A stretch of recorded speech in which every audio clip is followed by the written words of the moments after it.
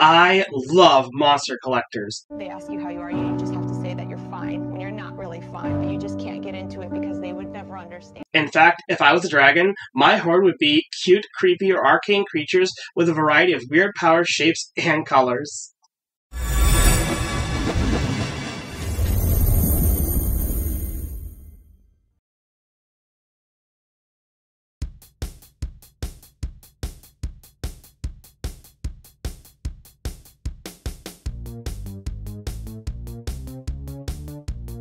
Monster Hunter collection games are just part of our popular culture now. Monster Hunter, Monster Rancher, Digimon, Nexomon, Tamagotchi, Pokemon, and now Palworld is pulling hard to be the very best. But I'm gonna say something that will likely strike a gong of nostalgia for dozens of 90s kids who just learned what the internet was back in 1999. Neopets. Now this was a franchise that sadly was eliminated in my time because of the 2K shutdown, but in modern day Neopets was open as a virtual pet website back in November of 1999. Now, there's a long, complex lore behind Neopets that, since I didn't really get into it that deeply, I can't say a whole lot about. But one creature that did stand out to me when I heard about this game was the Aisha. And that's because, well, they look so much like Drata. The similarities are uncanny. Take, for instance, this color scheme. This Drata here is pink. And while it's a slightly different pink than the Aisha pictured, they're both very similar colors. That being said, Drata can come in a variety of shades, hues, and pigments, but then so can just about every type of Neopet. Oh, Aisha also have the second set of antenna-like ears, which are extremely similar to the Drata's ear stalks. Because of that, they both have excellent hearing and are extremely agile. Also, because of these long ears, Aisha are only a little bit bigger than your average house cat, around 40 centimeters. But on the other hand, Drata are more like the size of a Maine Coon, but still light enough to balance on the top of a human head. Drata and Aisha are both intelligent enough to speak, but while Aisha have an adept skill of magic, Drata are more versed in understanding machines. Aisha are often seen in Neopia, the planet they're found on, staring at the stars, using them for guidance. Aisha are also the only Neopet that be given an alien alternate appearance. Drata can survive in the vacuum of space, and are not native to the planet Earth.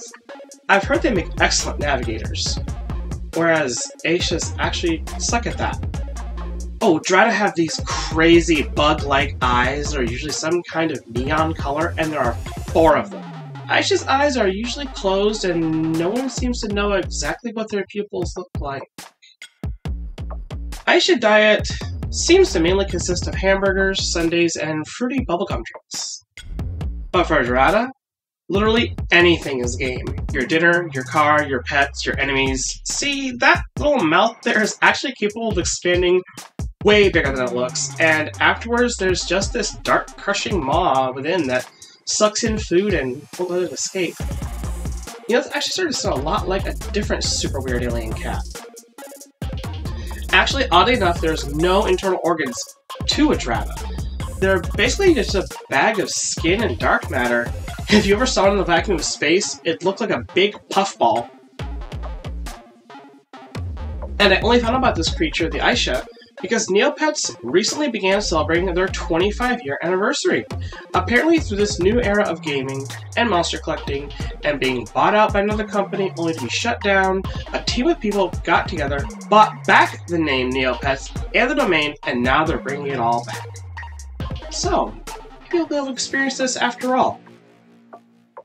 It would be interesting to see if Neopets has any other creatures inspired by the alien creatures that have since made contact in my time.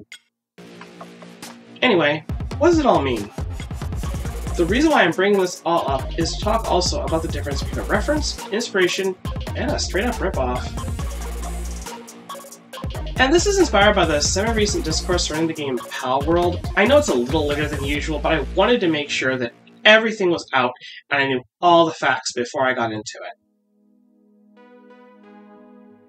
I feel I have to stress that, though it was the Pokemon community that had a huge issue with Palworld supposedly stealing Pokemon designs and using AI to create game assets, a claim that was later debunked.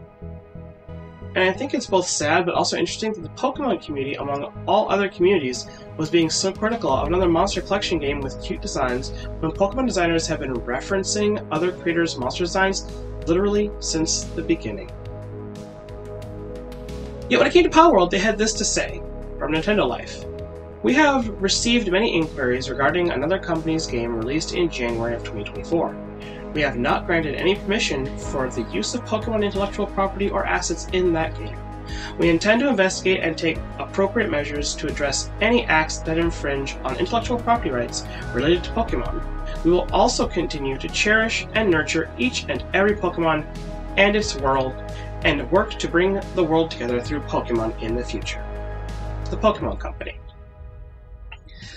This is especially interesting since Nintendo, and especially Game Freak, has been one of the most litigious companies to go after people using their Pokemon IP to make fan games, and even going so far as to list in their terms of service that, quote, distribution in any form and any channels now known or in the future of derivative works based on the copyright trademarks, service marks, trade names, and other proprietary property, aka fan art, of the Pokemon Company International Inc., its affiliates and licensors, Pokemon, constitutes a royalty-free, non-exclusive, irrevocable, transferable, sub-licensable, worldwide license from the fan art's creator to Pokemon to use, transmit, copy, modify, and display fan art and its derivatives for any purpose. No further consideration or compensation of any kind will be given for any fan art. Fan art creator gives up any claims that the use of the fan art violates any of their rights, including moral rights, privacy rights, proprietary rights, publicity rights, rights to credit for material or ideas, or any other right, including the right to approve the way such material is used. In no uncertain terms, does Pokemon use of fan art constitute a grant to fan art's creator to use the Pokemon intellectual property or fan art beyond a personal, non-commercial home use. What this breaks down to is Game Freak can use your Fakemon in their games any way they choose, and they don't even have to name you in the credits. That being said, does Palworld violate this? Well, it's since been proven that AI assets weren't used in making Palworld, and that many of the images trying to prove this were doctored. You see, Pocket Pair doesn't make any claims toward Palworld being a Pokemon-like, though it gets talked about in terms like Pokemon with guns. That's mostly from independent people reviewing the game's elements, not from the creators themselves. Pocket Pair isn't attempting to associate itself with the Pokemon brand, so it doesn't necessarily violate Game Freak's copyright, although some of these images can go pretty hard. I can't really mention that, however, without pointing out these Dragon Quest designs that came out a full decade before the release of the first Pokemon game in 1996. But that brings us to another dilemma around Pocket Pair in particular. Palworld's developer Pocket Pair has earned a controversy around their new game based on an older game they made called AI Imposter, a game that, as you might have guessed, uses AI-generated imagery as a core component of the gameplay. Some of you are likely pulling back, so let me make one thing abundantly clear. As long as artists and other creatives rely on selling their art to survive, AI image generation will only be usable as a possible thought reference at best. There's a couple of solutions that could help alleviate the problem of unethical practices using AI to replace the artist's involvement in the medium. Universal basic income comes to mind. Now that's not a new concept either. Going back into antiquity, even Julius Caesar gave each Roman citizen 100 denarii, that's over $4,000 in modern terms, and this lasted for 2 years before his assassination, after which the amount dropped to only 75 denarii.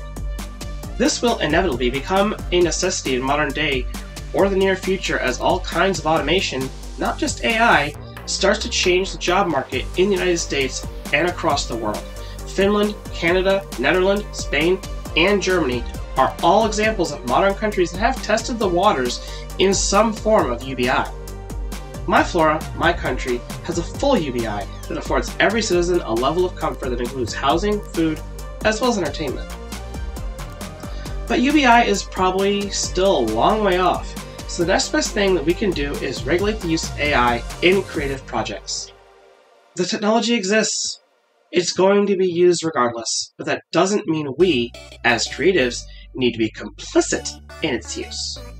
Creatives still need to be able to make money to survive, and corporate greed is leading the charge behind AI generation and threatening creative enterprise in a number of ways. Remember, this was part of the entire SAG-AFTRA strike that just ended a little while ago. Artists, actors, writers were all justifiably upset that their bosses, whose only contribution to the creative enterprise was collateral, wanted to use AI generation trained on their actors' voices, likenesses, writing style, everything.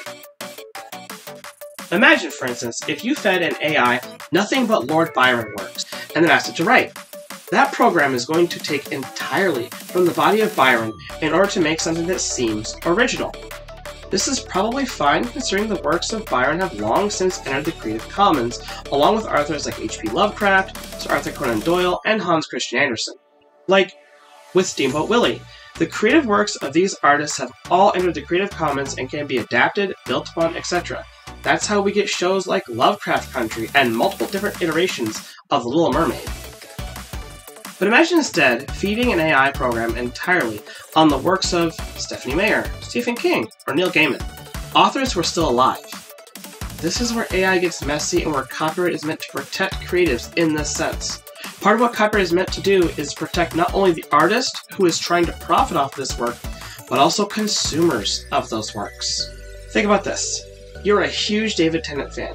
You followed all his performances from Doctor Who, Good Omens, Jessica Jones. You like the fact that he's supportive of his non-binary child's identity.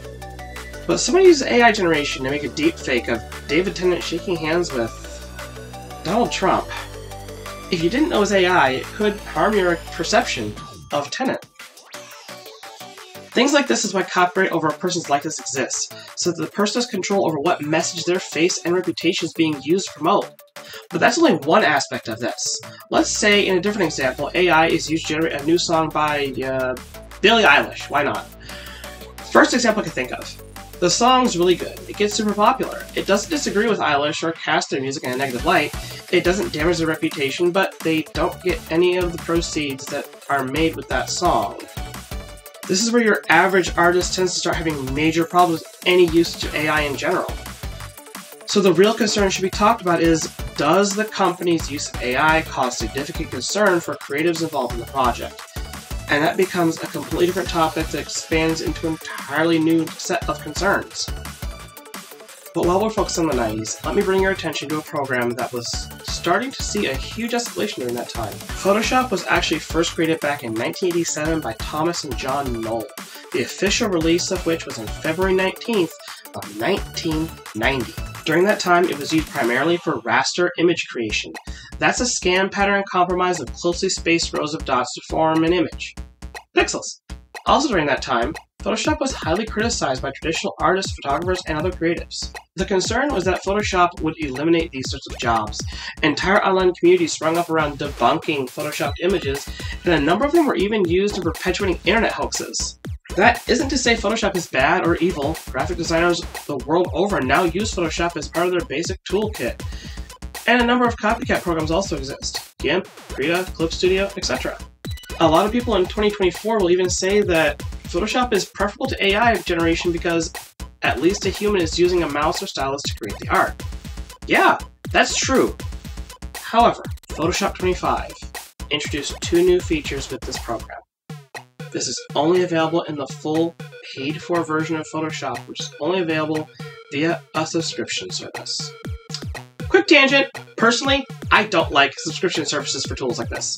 It feels like an inflated way that company can force you to pay an extremely high price for their product.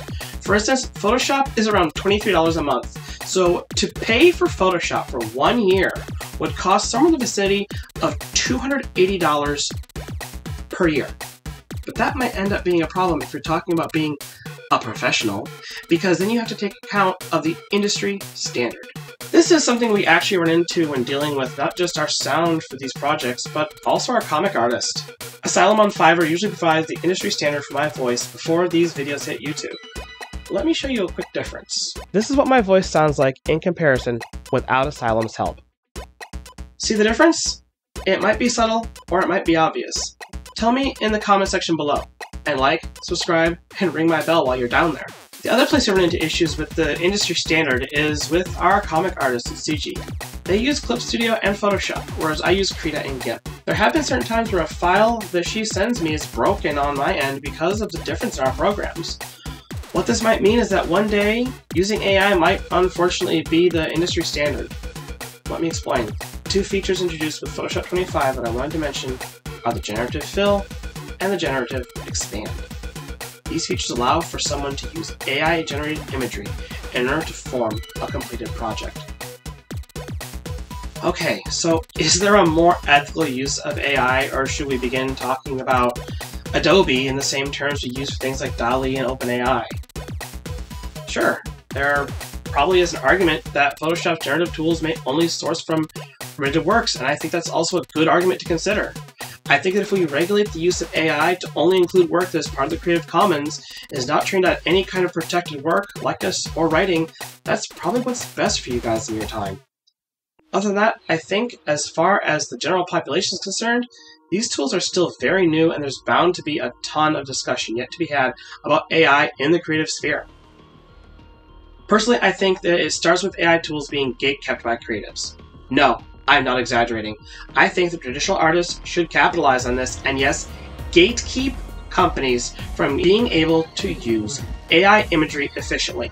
A crayon in the hand of a creative is still way more powerful than a non-creative person using AI. But if a creative person uses AI, the results are that much better. We saw this same thing when it came to the badly photoshopped images in the early 2000s versus when artists started using Photoshop. Then it became a tool for art and spawned an entirely new category, digital artist, which is what this channel and many others is built upon. Despite that, you still see a lot of people doing traditional art for their channels using pencils, markers, paint, resin.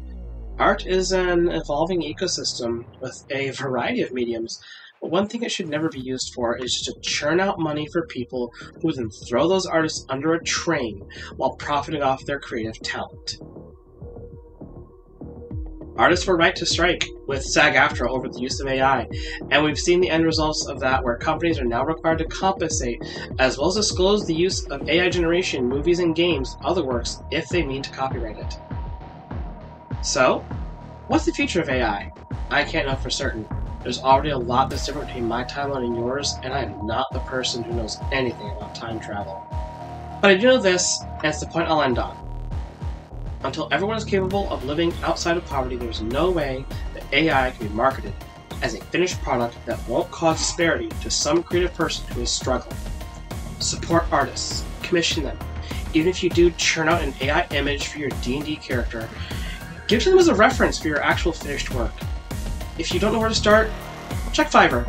It's improved quite a lot, and there are many freelancers that are affordable from all over the world. Look at this channel. All the art I color comes from someone on Fiverr. Pick any one of our videos, check the link in the description, and start from there. For instance, art for this week is Rico on Fiverr. They can draw your D&D character, even from an AI reference, for as little as $10 a project. We've used Rico for a number of our creature and alien designs for Tales of Atonement. They also did the Puka, our dragons, and several others that I haven't revealed yet.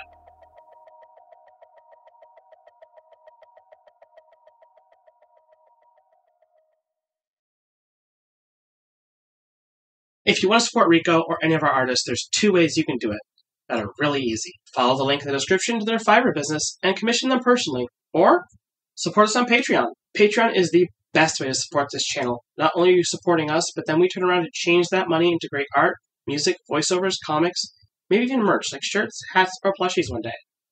But you'll also get access to the Tales of my coloring pages, the Monthmint comic book, music tracks, and even the Monolith ebooks so that you can read the entirety of Season 1 months before it hits YouTube. All for only $1 a month. Check the link if you want to look into that. Some of our great pages include Pammy Poo. That's a new one.